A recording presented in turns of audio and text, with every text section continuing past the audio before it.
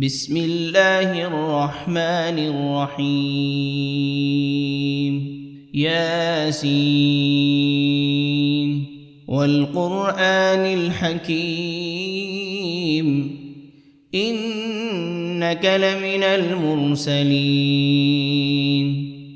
على صراط مستقيم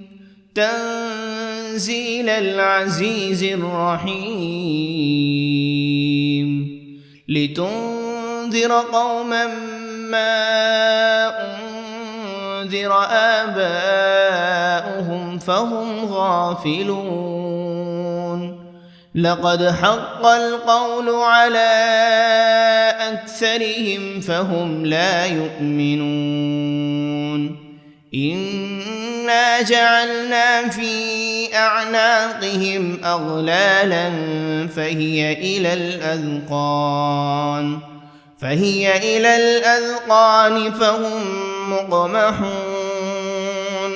وجعلنا من بين أيديهم سدا ومن خلفهم سدا فأغشيناهم فهم لا يبصرون وسواء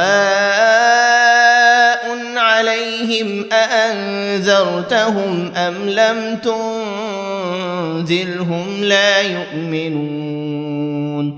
إنما تنذر من اتبع الذكر وخشي الرحمن بالغيب فبشره بمغفرة وأجر كريم إنا نحن نحيي الموتى ونكتب ما قدموا وآثارهم وكل شيء أحصيناه في إمام مبين واضرب لهم مثلا أصحاب القرية إذ جاءها المرسلون إذ أرسلنا إليهم 2 فكذبوهما فعززنا بثالث فقالوا إنا إليكم مرسلون قالوا ما أنتم إلا بشر مثلنا وما أنزل الرحمن من شيء إن أنتم إلا تكذبون قالوا ربنا يعلم إنا إليكم لمرسلون وما علينا إلا البلاغ المبين قالوا إنا تطيرنا بكم لئن لم تنتهوا لنرجمنكم وليمسنكم منا عذاب أليم قالوا طائركم معكم أئن ذكرتم بل أنتم قوم مسرفون وجاء من أقصى المدينة رجل يسعى قال يا قوم اتبعوا المرسلين اتبعوا من لا يسألكم أجرا وهم مهتدون وما لي لا أعبد الذي فطرني وإليه ترجعون أأتخذ من دونه آلهة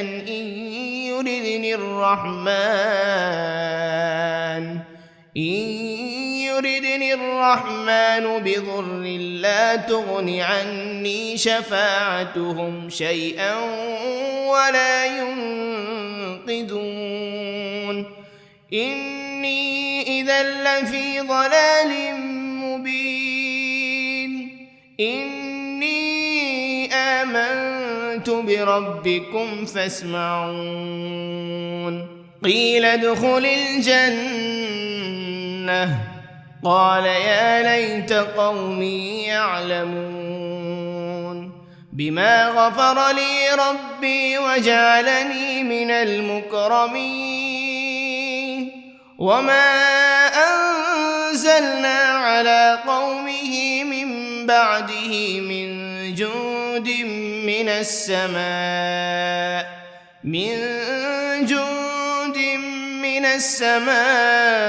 وما كنا منزلين إن كانت إلا صيحة واحدة فإذا هم خامدون يا حسرة على العباد ما يأتيهم من رسول إلا كانوا به يستهزئون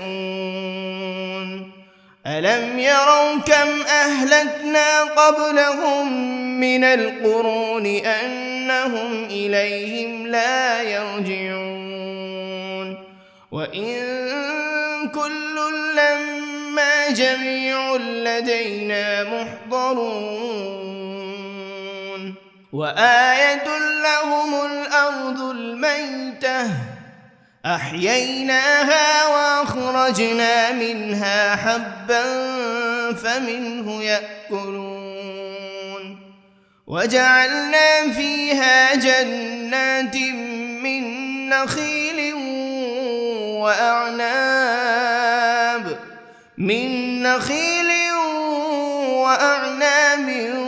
وفجرنا فيها من العيون ليأكلوا من ثمره وما عملته أيديهم أفلا يشكرون سبحان الذي خلق الأزواج كلها مما تنبت الأرض ومن أنفسهم ومما لا يعلمون وآية لهم الليل نسلخ منه النهار فإذا هم مظلمون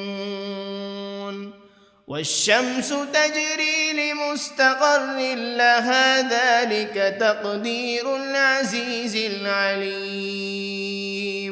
والقمر قدرناه منازل حتى عاد كالعرجون القديم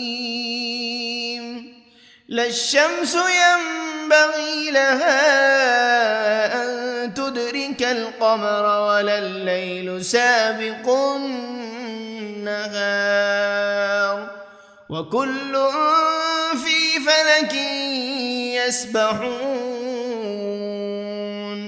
وآية لهم أنا حملنا ذريتهم في الفلك المشحون وخلقنا لهم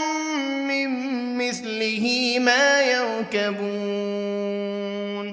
وإن نشأ نغرقهم فلا صريخ لهم ولا هم ينقذون إلا رحمة منا ومتاعا إلى حين وإذا قيل لهم اتقوا ما بين أيديكم وما خلفكم لعلكم ترحمون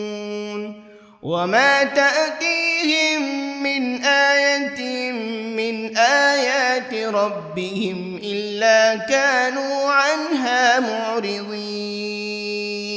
وإذا قيل لهم أنفقوا مما رزقكم الله قال الذين كفروا للذين آمنوا أنطعم من لو يشاء الله أطعمه إن أنتم إلا في ضلال مبين ويقولون متى هذا الوعد إن كنتم صادقين ما ينظرون إلا إلا صيحة واحدة تأخذهم وهم يخصمون فلا يستطيعون توصية ولا إلى أهلهم يرجعون ونفخ بالصور فإذا هم من الأجداث إلى ربهم ينسلون قالوا يا ويلنا من بعثنا من مرقدنا هذا ما وعد الرحمن وصدق المرسلون إن كانت إلا صيحة واحدة فإذا هم جميع لدينا محضرون فاليوم لا تظلم نفس شيئا ولا تجزون إلا ما كنتم تعملون إن أصحاب الجنة اليوم في شغل فاكهون هم وأزواجهم في ظلال على الأرائك متكئون لهم فيها فاكهة ولهم ما يدعون سلام قولا من رب رحيم وامتازوا اليوم أيها المجرمون ألم عهد إليكم يا بني آدم ألا تعبدوا الشيطان إنه لكم عدو مبين وأن اعبدوني هذا صراط مستقيم ولقد أضل منكم جبلا كثيرا أفلم تكونوا تعقلون هذه جهنم التي كنتم توعدون اصلوها اليوم بما كنتم تكفرون اليوم نختم على أفواههم وتكلمنا أيديهم وتشهد أرجلهم بما كانوا يكسبون ولو نشاء لطمسنا على أعينهم فاستبقوا الصراط فأنى يبصرون ولو نشاء لمسخناهم على مكانتهم فما استطاعوا مضيا ولا يرجعون ومن نعمره ننكسه في الخلق أفلا يعقلون وما علمناه الشعر وما ينبغي له إن هو إلا ذكر وقرآن مبين لينذر من كان حيا ويحق القول على الكافرين أولم يروا أنا خلقنا لهم مما عملت أيدينا أنعاما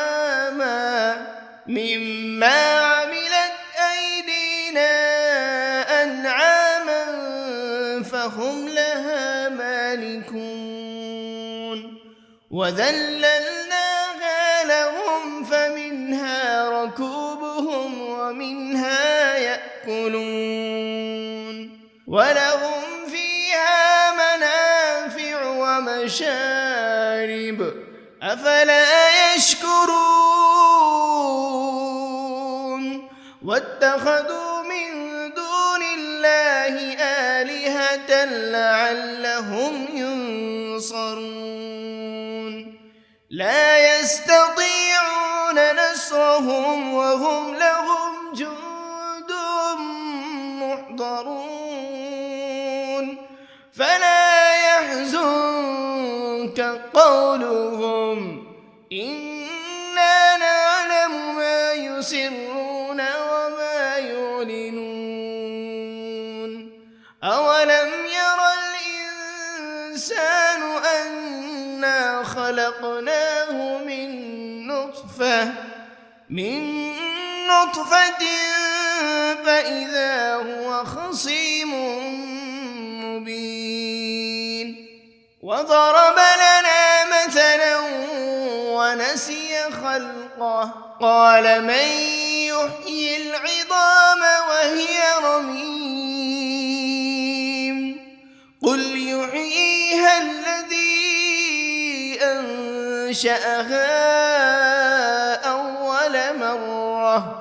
وهو بكل خلق عليم الذي جعل لكم من الشجر الأخضر نارا فإذا أنتم منه توقدون أوليس الذي خلق السماوات والأرض بقادر على أن يخلق مثلهم بلى وهو الخلاق العليم إنما أمره إذا أراد شيئا أن يقول له كن فيكون فسبحان الذي بيده ملكوت كل شيء وإليه ترجعون بسم الله الرحمن الرحيم الرحمن علم القرآن خلق الإنسان علمه البيان الشمس والقمر بحسبان والنجم والشجر يسجدان والسماء رفعها ووضع الميزان ألا تطغوا في الميزان وأقيموا الوزن بالقسط ولا تخسروا الميزان والأرض وضعها للأنام فيها فاكهة والنخل ذات الأكمام والحب ذو العصف والريحان فبأي آلاء ربكما تكذبان خلق الإنسان من صلصال كالفخار وخلق الجان من مارج من نار فبأي آلاء ربكما تكذبان رب المشرقين ورب المغربين فبأي آلاء ربكما تكذبان مرج البحرين يلتقيان بينهما برزخ لا يبغيان فبأي آلاء ربكما تكذبان يخرج منهما اللؤلؤ والمرجان فبأي آلاء ربكما تكذبان وله الجوار المنشآت في البحر كالأعلام فبأي آلاء ربكما تكذبان كل من عليها فان ويبقى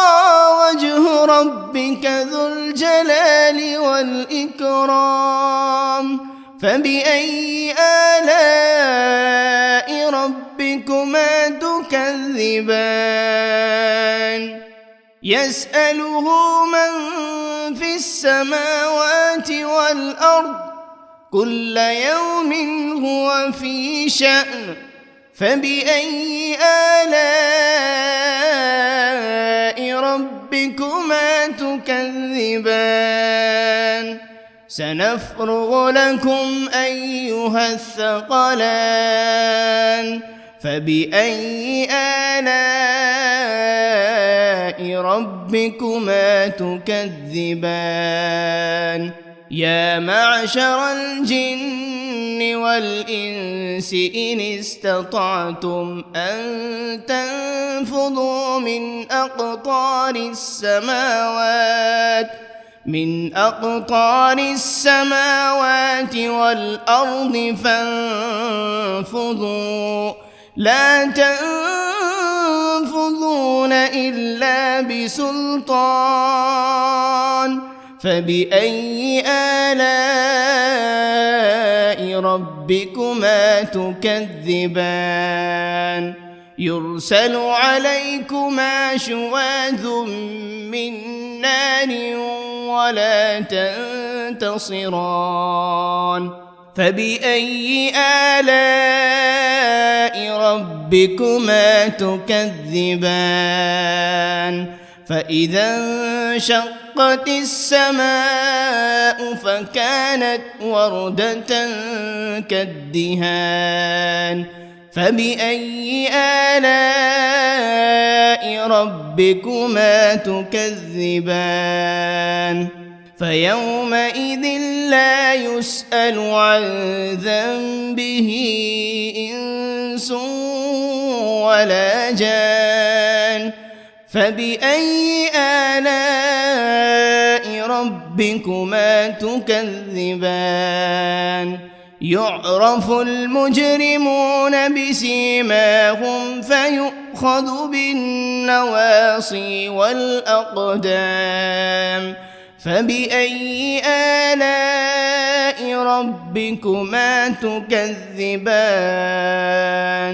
هذه جهنم التي يكذب بها المجرمون يطوفون بينها وبين حميم آن فبأي آلاء ربكما تكذبان ولمن خاف مقام ربه جنتان فبأي آلاء ربكما تكذبان ذواتا أفنان فبأي آلاء ربكما تكذبان فيهما عينان تجريان فبأي آلاء ربكما تكذبان فيهما من كل فاكهة زوجان فبأي آلاء ربكما تكذبان متكئين على فرش بطائنها من استبرق وجنى الجنتين دان فبأي آلاء ربكما تكذبان فيهن قاصرات الطرف لم يطمثهن إنس قبلهم ولا جان فبأي آلاء ربكما تكذبان كأنهن الياقوت والمرجان فبأي آلاء ربكما تكذبان هل جزاء الإحسان إلا الإحسان فبأي آلاء ربكما تكذبان ومن دونهما جنتان فبأي آلاء ربكما تكذبان مدهامتان فبأي آلاء ربكما تكذبان فيهما عينان نضاختان فبأي آلاء ربكما تكذبان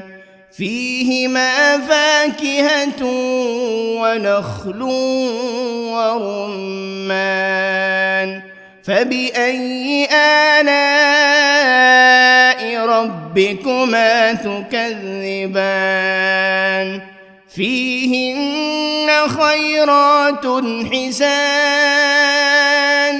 فبأي آلاء ربكما تكذبان حور مقصورات في الخيام فبأي آلاء ربكما تكذبان لم يطمثهن إنس قبلهم ولا جان فبأي آلاء ربكما تكذبان متكئين على رفرف خضر وعبقري حسان فبأي آلاء ربكما تكذبان تبارك اسم ربك ذي الجلال والإكرام بسم الله الرحمن الرحيم ياسين والقرآن الحكيم إنك لمن المرسلين على صراط مستقيم تنزيل العزيز الرحيم لتنذر قوما ما أنذر آباؤهم فهم غافلون لقد حق القول على أكثرهم فهم لا يؤمنون إنا جعلنا في أعناقهم أغلالا فهي إلى الأذقان فهم مقمحون وجعلنا من بين أيديهم سدا ومن خلفهم سدا فأغشيناهم فهم لا يبصرون وسواء عليهم أأنذرتهم أم لم تنذرهم لا يؤمنون إنما تنذر تنذر من اتبع الذكر وخشي الرحمن بالغيب فبشره بمغفرة وأجر كريم إنا نحن نحيي الموتى ونكتب ما قدموا وآثارهم وكل شيء أحصيناه في إمام مبين واضرب لهم مثلا أصحاب القرية إذ جاءها المرسلون إذ أرسلنا إليهم 2 فكذبوهما فعززنا ب3 فقالوا إنا إليكم مرسلون قالوا ما أنتم إلا بشر مثلنا وما أنزل الرحمن من شيء إن أنتم إلا تكذبون قالوا ربنا يعلم إنا إليكم لمرسلون وما علينا إلا البلاغ المبين قالوا إنا تطيرنا بكم لئن لم تنتهوا لنرجمنكم وليمسنكم منا عذاب أليم قالوا طائركم معكم أئن ذكرتم بل أنتم قوم مسرفون وجاء من أقصى المدينة رجل يسعى قال يا قوم اتبعوا المرسلين اتبعوا من لا يسألكم أجرا وهم مهتدون وما لي لا أعبد الذي فطرني وإليه ترجعون أأتخذ من دونه آلهة إن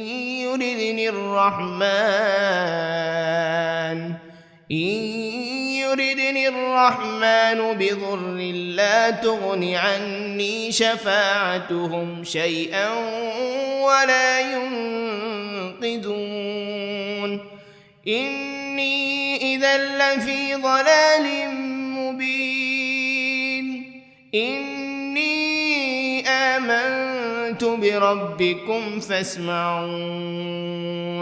قيل ادخل الجنة قال يا ليت قومي يعلمون بما غفر لي ربي وجعلني من المكرمين وما أنزلنا على قومه من بعده من جند من السماء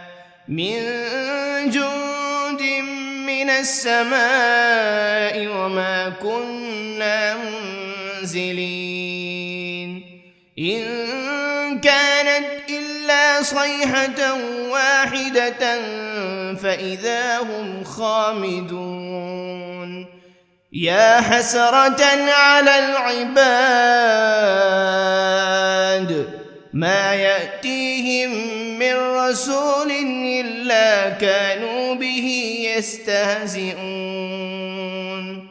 ألم يروا كم أهلكنا قبلهم من القرون أنهم إليهم لا يرجعون وإن كل لما جميع لدينا محضرون وآية لهم الأرض الميتة أحييناها وأخرجنا منها حبا فمنه يأكلون وجعلنا فيها جنات من نخيل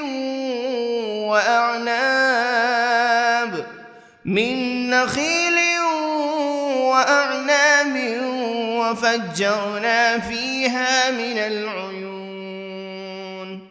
ليأكلوا من ثمره وما عملته أيديهم أفلا يشكرون سبحان الذي خلق الأزواج كلها مما تنبت الأرض ومن أنفسهم ومما لا يعلمون وآية لهم الليل نسلخ منه النهار فإذا هم مظلمون والشمس تجري لمستقر لها ذلك تقدير العزيز العليم والقمر قدرناه منازل حتى عاد كالعرجون القديم لا الشمس ينبغي لها أن تدرك القمر ولا الليل سابق النهار وكل في فلك يسبحون وآية لهم أنا حملنا ذريتهم في الفلك المشحون وخلقنا لهم من مثله ما يركبون وإن نشأ نغرقهم فلا صريخ لهم ولا هم ينقذون إلا رحمة منا ومتاعا إلى حين وإذا قيل لهم اتقوا ما بين أيديكم وما خلفكم لعلكم ترحمون وما تأتيهم من آية من آيات ربهم إلا كانوا عنها معرضين وإذا قيل لهم أنفقوا مما رزقكم الله قال الذين كفروا للذين آمنوا أنطعم من لو يشاء الله أطعمه إن أنتم إلا في ضلال مبين ويقولون متى هذا الوعد إن كنتم صادقين ما ينظرون إلا صيحة واحدة تأخذهم وهم يخصمون فلا يستطيعون توصية ولا إلى أهلهم يرجعون ونفخ بالصور فإذا هم من الأجداث إلى ربهم ينسلون قالوا يا ويلنا من بعثنا من مرقدنا هذا ما وعد الرحمن وصدق المرسلون إن كانت إلا صيحة واحدة فإذا هم جميع لدينا محضرون فاليوم لا تظلم نفس شيئا ولا تجزون إلا ما كنتم تعملون إن أصحاب الجنة اليوم في شغل فاكهون هم وأزواجهم في ظلال على الأرائك متكئون لهم فيها فاكهة ولهم ما يدعون سلام قولا من رب رحيم وامتازوا اليوم أيها المجرمون ألم عهد إليكم يا بني آدم ألا تعبدوا الشيطان إنه لكم عدو مبين وأن اعبدوني هذا صراط مستقيم ولقد أضل منكم جبلا كثيرا أفلم تكونوا تعقلون هذه جهنم التي كنتم توعدون اصلوها اليوم بما كنتم تكفرون اليوم نختم على أفواههم وتكلمنا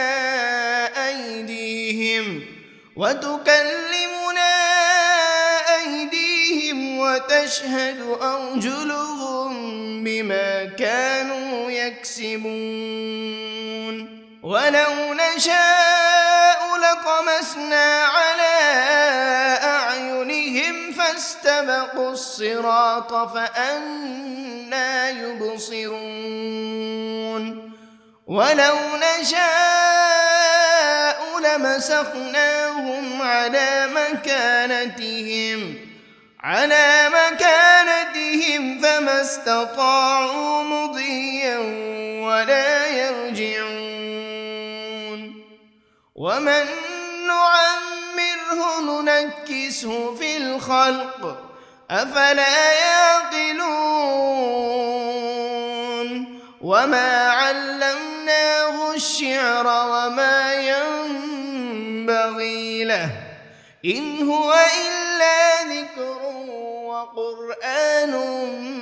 مبين لينذر من كان حيا ويحق القول على الكافرين أولم يروا أنا خلقنا لهم مما عملت أيدينا أنعاما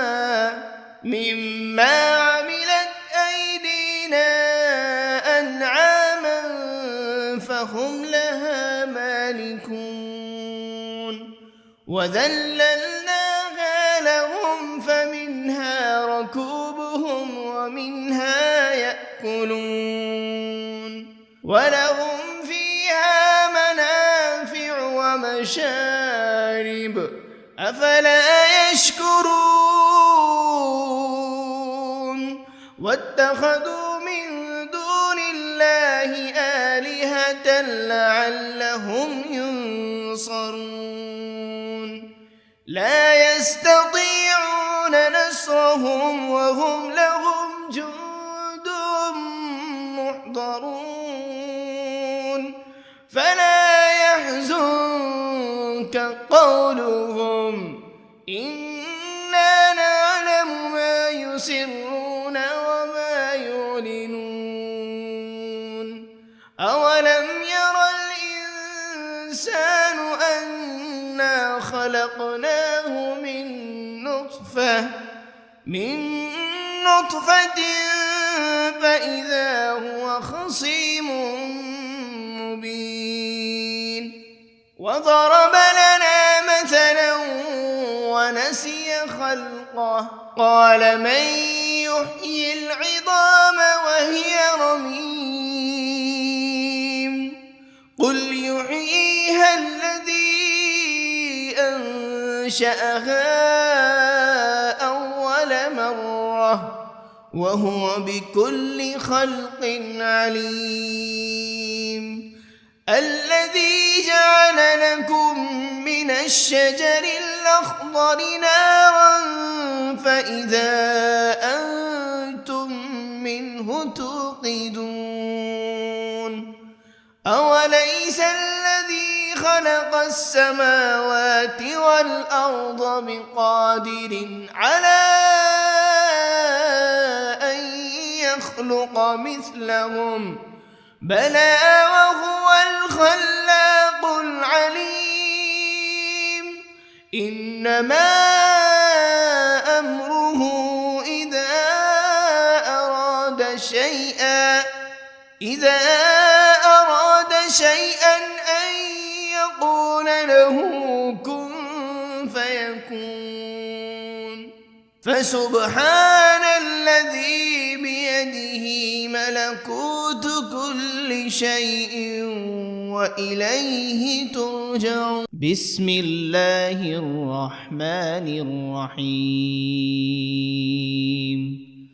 الرحمن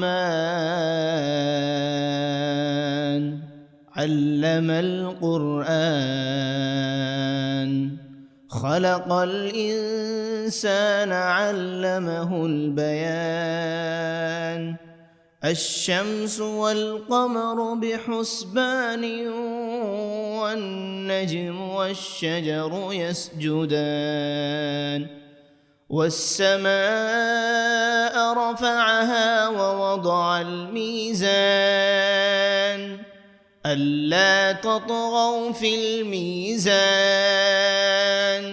وأقيموا الوزن بالقسط ولا تخسروا الميزان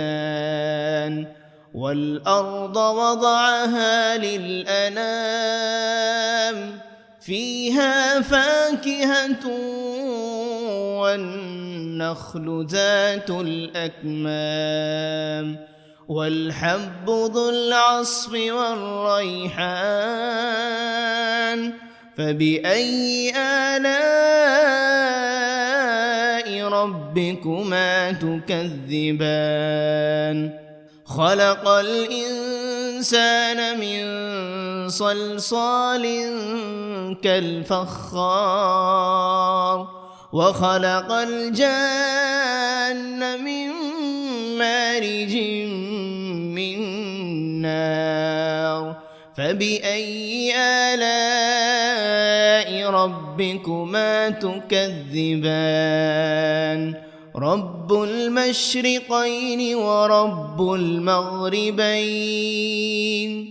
فبأي آلاء ربكما تكذبان مرج البحرين يلتقيان بينهما برزخ لا يبغيان فبأي آلاء ربكما تكذبان يخرج منهما اللؤلؤ والمرجان فبأي آلاء ربكما تكذبان وله الجوار المنشآت في البحر كالأعلام فبأي آلاء ربكما تكذبان كل من عليها فان ويبقى وجه ربك ذو الجلال والإكرام فبأي آلاء ربكما تكذبان يسأله من في السماوات والأرض كل يوم هو في شأن فبأي آلاء ربكما تكذبان سنفرغ لكم أيها الثقلان فبأي آلاء ربكما تكذبان يا معشر الجن والإنس إن استطعتم أن تنفذوا من أقطار السماوات من أقطار السماوات والأرض فانفضوا لا تنفذون إلا بسلطان فبأي آلاء ربكما تكذبان يرسل عليكما شواذ من نار ولا تنتصران فبأي آلاء ربكما تكذبان فإذا انشقت السماء فكانت وردة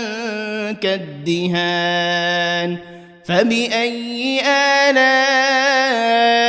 ربكما تكذبان فيومئذ لا يسأل عن ذنبه إنس ولا جان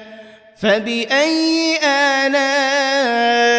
ربكما تكذبان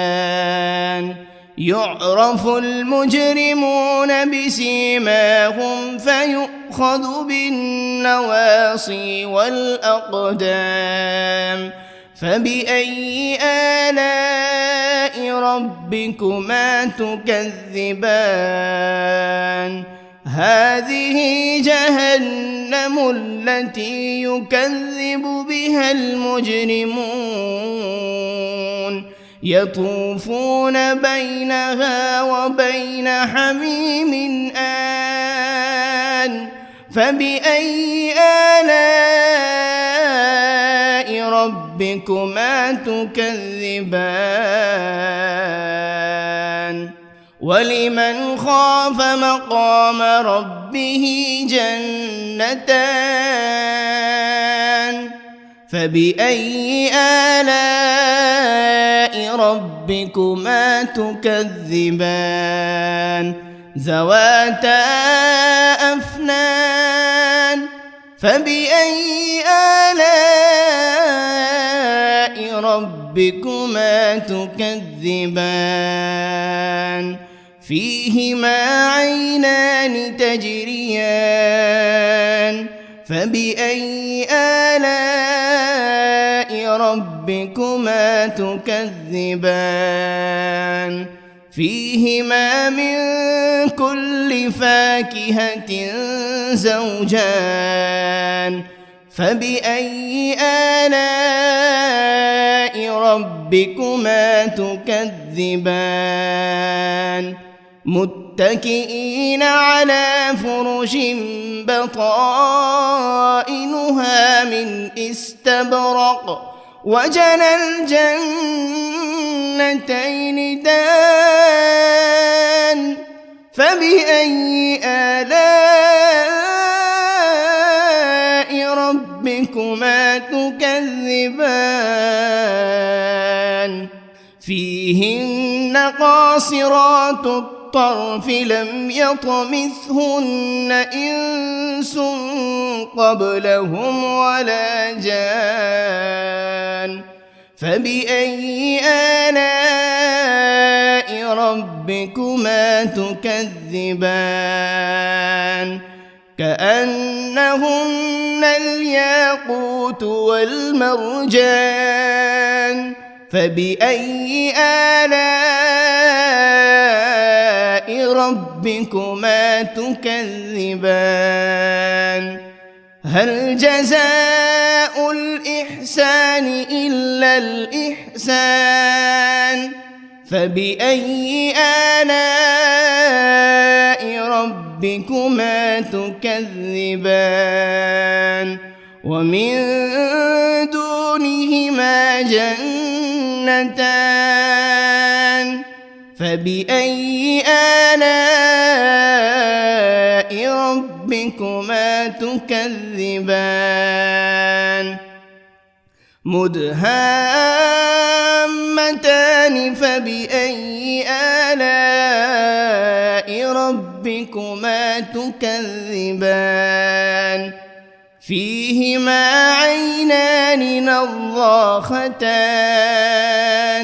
فبأي آلاء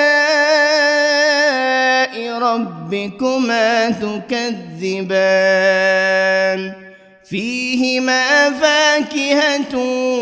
ونخل ورمان فبأي آلاء ربكما تكذبان فيهن خيرات حسان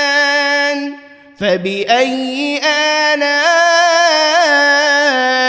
ربكما تكذبان حور مقصورات في الخيام فبأي آلاء ربكما تكذبان لم يطمثهن إنس قبلهم ولا جان فبأي آلاء ربكما تكذبان متكئين على رفرف خضر وعبقري حسان فبأي آلاء ربكما تكذبان تبارك اسم ربك ذي الجلال والإكرام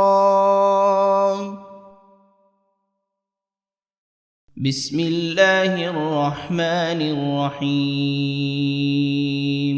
ياسين والقرآن الحكيم إنك لمن المرسلين على صراط مستقيم تنزيل العزيز الرحيم لتنذر قوما ما أنذر آباؤهم فهم غافلون لقد حق القول على أكثرهم فهم لا يؤمنون إنا جعلنا في أعناقهم أغلالا فهي إلى الأذقان فهم مقمحون وجعلنا من بين أيديهم سدا ومن خلفهم سدا فأغشيناهم فهم لا يبصرون وسواء عليهم أأنذرتهم أم لم تنذرهم لا يؤمنون إنما تنذر من اتبع الذكر وخشي الرحمن بالغيب فبشره بمغفرة وأجر كريم إنا نحن نحيي الموتى ونكتب ما قدموا وآثارهم وكل شيء أحصيناه في إمام مبين واضرب لهم مثلا أصحاب القرية إذ جاءها المرسلون إذ أرسلنا إليهم 2 فكذبوهما فعززنا ب3 فقالوا إنا إليكم مرسلون قالوا ما أنتم إلا بشر مثلنا وما أنزل الرحمن من شيء إن أنتم إلا تكذبون قالوا ربنا يعلم إنا إليكم لمرسلون وما علينا إلا البلاغ المبين قالوا إنا تطيرنا بكم لئن لم تنتهوا لنرجمنكم وليمسنكم منا عذاب أليم قالوا طائركم معكم أئن ذكرتم بل أنتم قوم مسرفون وجاء من أقصى المدينة رجل يسعى قال يا قوم اتبعوا المرسلين اتبعوا من لا يسألكم أجرا وهم مهتدون وما لي لا أعبد الذي فطرني وإليه ترجعون أأتخذ من دونه آلهة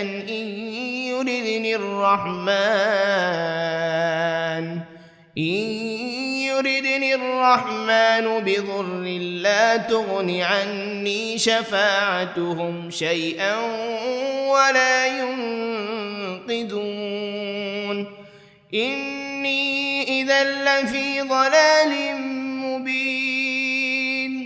إني آمنت بربكم فاسمعون قيل ادخل الجنة قال يا ليت قومي يعلمون بما غفر لي ربي وجعلني من المكرمين وما أنزلنا على قومه من بعده من جند من السماء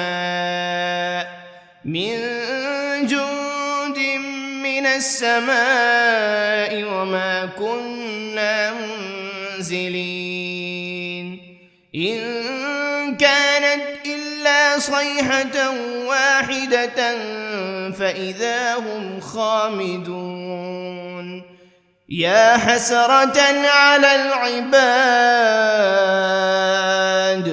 ما يأتيهم من رسول إلا كانوا به يستهزئون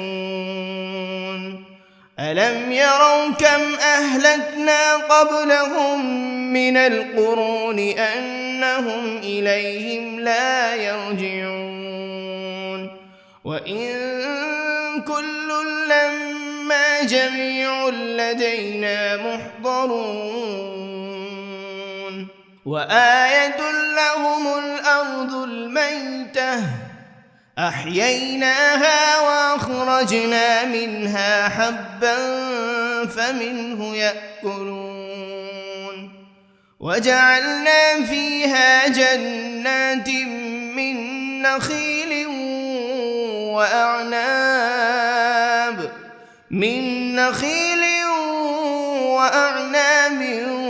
وفجرنا فيها من العيون ليأكلوا من ثمره وما عملته أيديهم أفلا يشكرون سبحان الذي خلق الأزواج كلها مما تنبت الأرض ومن أنفسهم ومما لا يعلمون وآية لهم الليل نسلخ منه النهار فإذا هم مظلمون والشمس تجري لمستقر لها ذلك تقدير العزيز العليم والقمر قدرناه منازل حتى عاد كالعرجون القديم لا الشمس ينبغي لها أن تدرك القمر ولا الليل سابق النهار وكل في فلك يسبحون وآية لهم أنا حملنا ذريتهم في الفلك المشحون وخلقنا لهم من مثله ما يركبون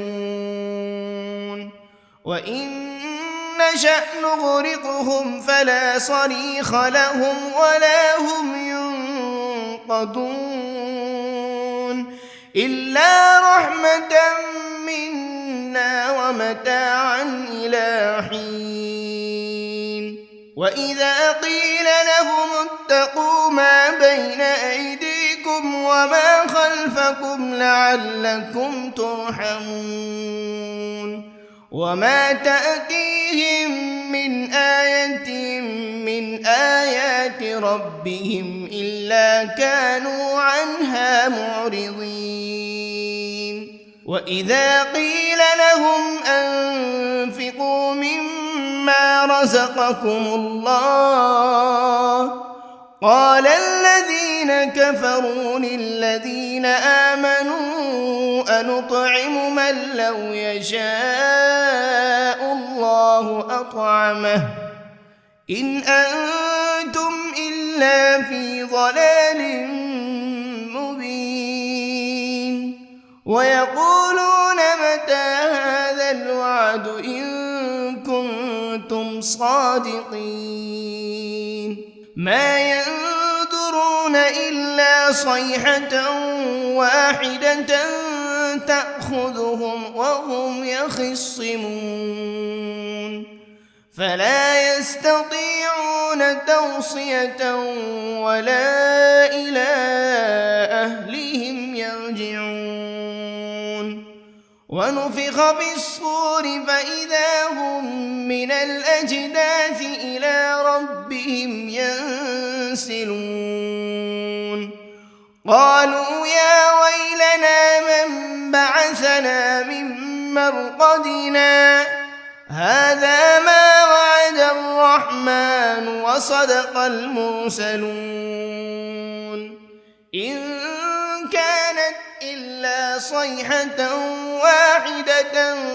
فإذا هم جميع لدينا محضرون فاليوم لا تظلم نفس شيئا ولا تجزون إلا ما كنتم تعملون إن أصحاب الجنة اليوم في شغل فاكهون هم وأزواجهم في ظلال على الأرائك متكئون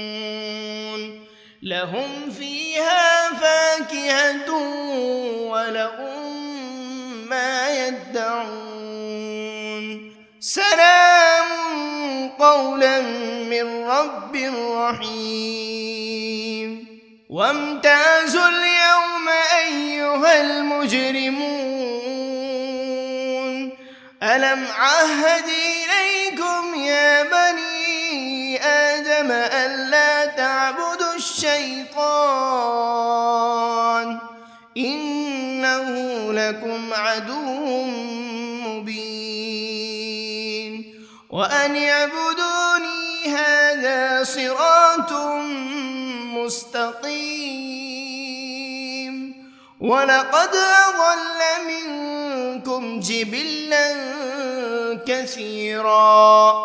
أفلم تكونوا تعقلون هذه جهنم التي كنتم توعدون اصلوها اليوم بما كنتم تكفرون اليوم نختم على أفواههم وتكلمنا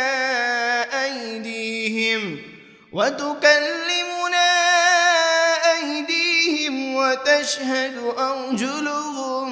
بما كانوا يكسبون ولو نشاء لطمسنا على أعينهم فاستبقوا الصراط فأنى يبصرون ولو نشاء لمسخناهم على مكانتهم فما استطاعوا مضيا ولا يرجعون ومن نعمره ننكسه في الخلق أفلا يعقلون وما علمناه الشعر وما ينبغي له إن هو إلا ذكر وقرآن مبين لينذر من كان حيا ويحق القول على الكافرين أولم يروا أنا خلقنا لهم مما عملت أيدينا أنعاما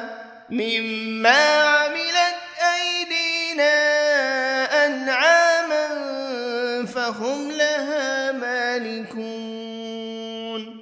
وذللناها لهم فمنها ركوبهم ومنها يأكلون ولهم فيها منافع ومشارب أفلا يشكرون واتخذوا من دون الله آلهة لعلهم ينصرون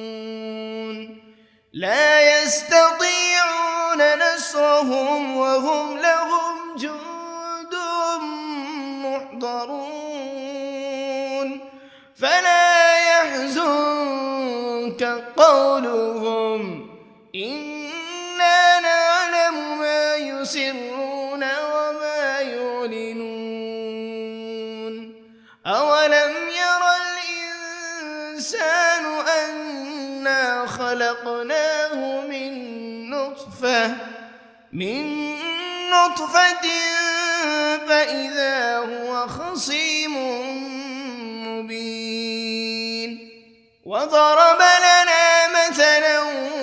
ونسي خلقه قال من يحيي العظام وهي رميم قل يحييها الذي أنشأها أول مرة وهو بكل خلق عليم الذي جعل لكم من الشجر الأخضر نارا فإذا أنتم منه توقدون أوليس الذي خلق السماوات والأرض بقادر على أن يخلق مثلهم بلى وهو الخلاق العليم إنما أمره إذا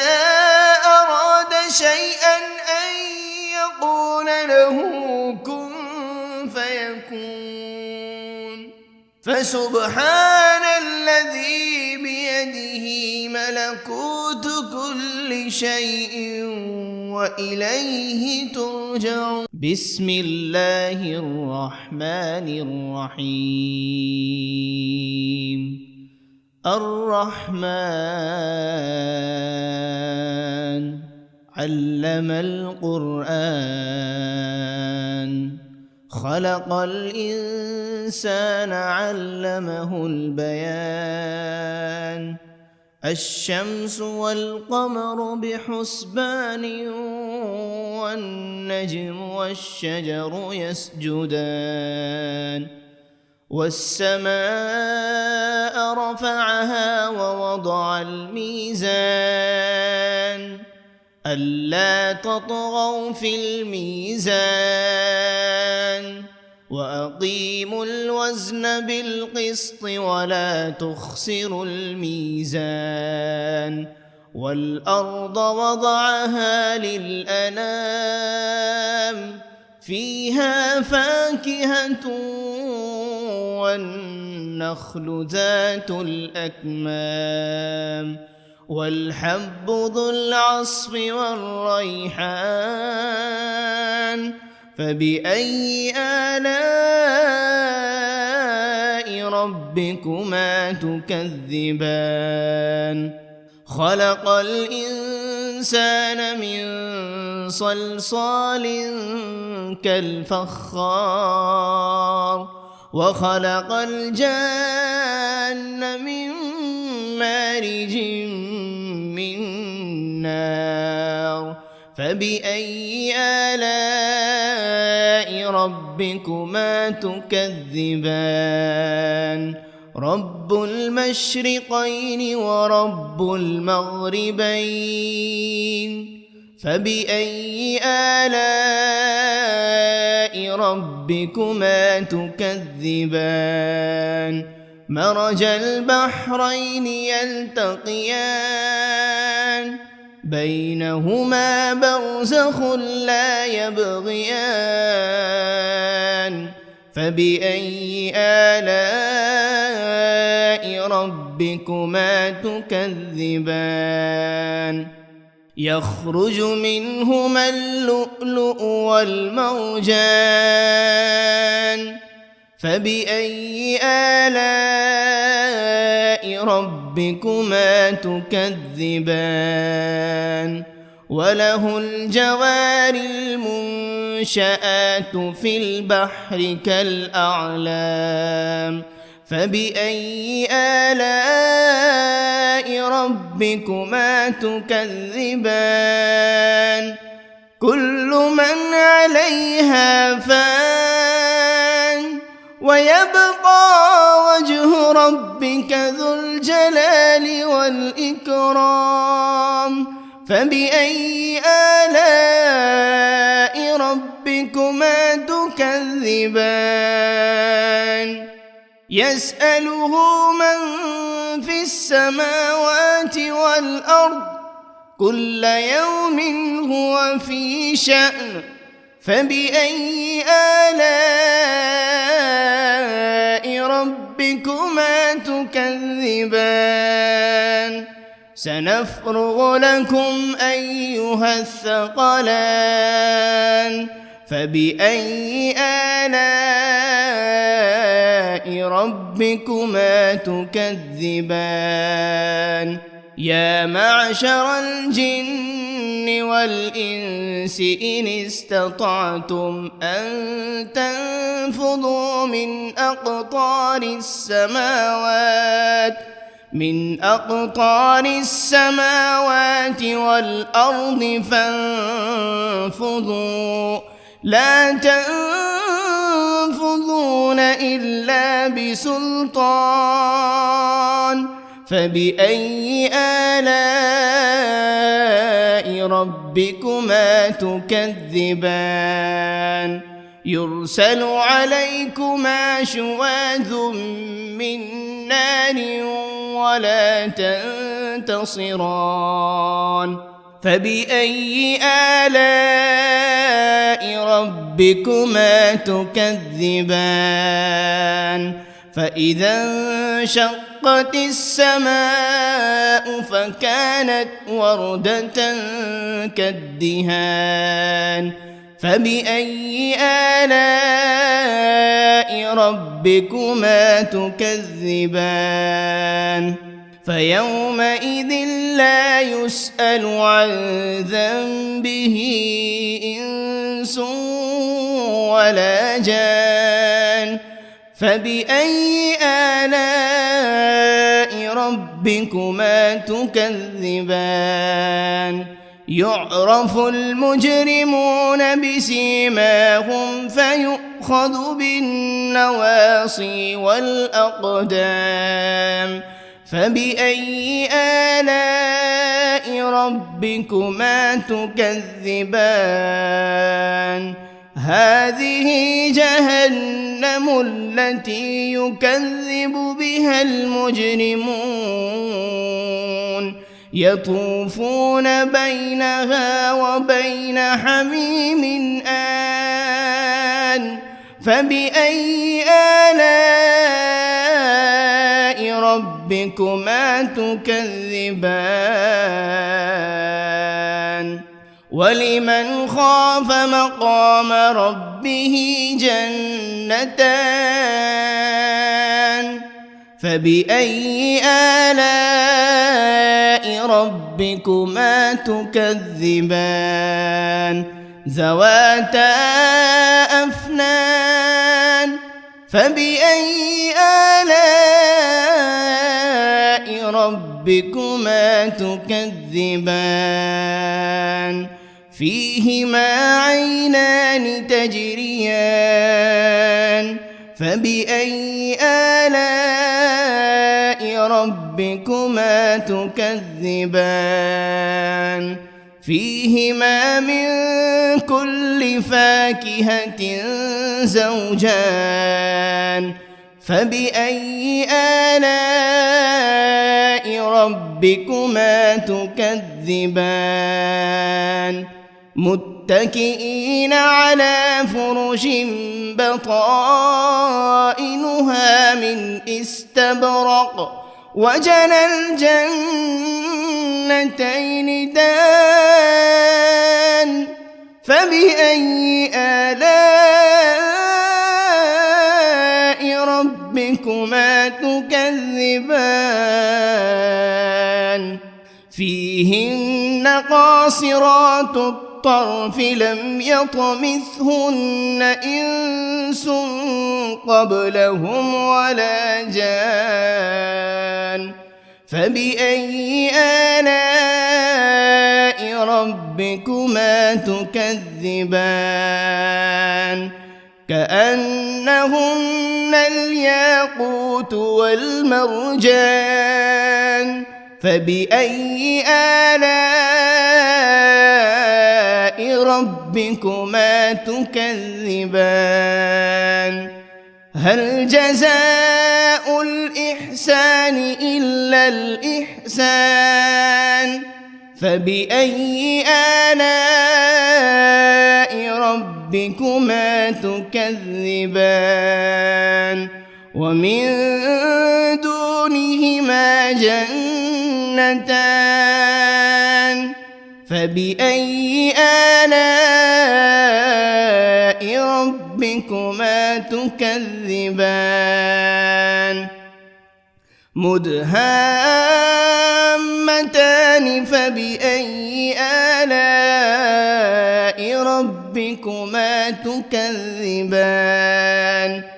فيهما عينان نضاختان فبأي آلاء ربكما تكذبان فيهما فاكهة ونخل ورمان فبأي آلاء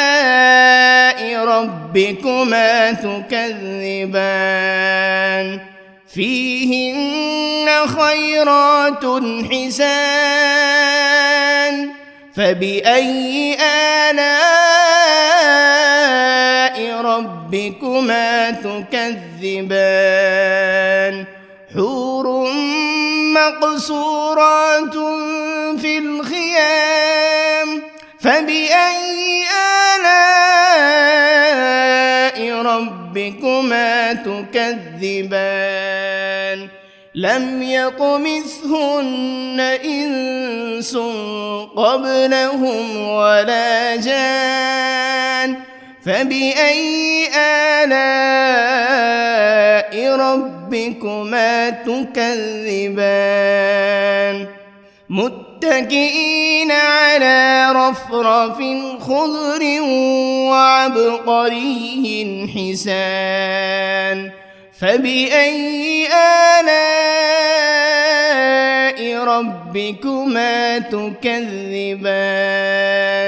تبارك اسم ربك ذي الجلال والإكرام